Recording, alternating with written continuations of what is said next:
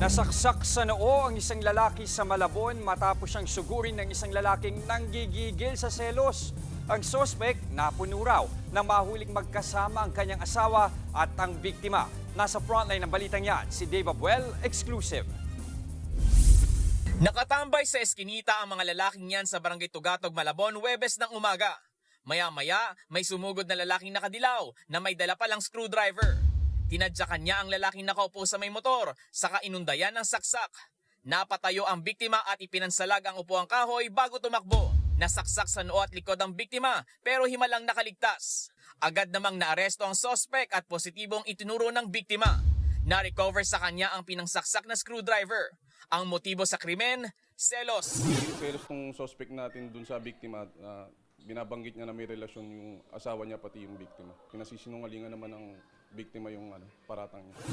Giit naman ng sospek, mag-iisang taon na raw siyang naghihinala. Nakita pa raw niya ang dalawa na magkasama ilang oras bago ang pananaksak. Lumipat sila ng pwesto. Lumipat ang pwesto? Oo, dun malapit sa Sapa. Tapos, pinuntahan ko sila sa Abilay Bayon. Nakita ko na nagtakbuhan pa sila sa bubong. Nung time na yun, sir. Silang dalawa?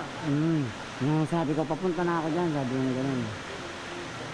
Hanggang ngayon, di na nagpakita sa akin yung asawa. Ginagawa na lang nila akong tanga. Hindi na raw niya napigilan ng kanyang sarili, kaya nasaktan niya ang lalaki nang makita niya ulit. Papatawad nila ako. Pero, nagdadyan na yan eh. Wala na akong magagawa. Nakakulong na sa Malabon City Police Station ang suspect na mahaharap sa reklamong frustrated homicide at illegal possession of bladed weapon. Nagpapagaling naman ang biktima. Nagbabalita mula sa frontline, Dave Abuel, News 5. Mga kapatid, Jess De Los Santos po. Iba na ang may alam at may pakialam sa panahon ngayon.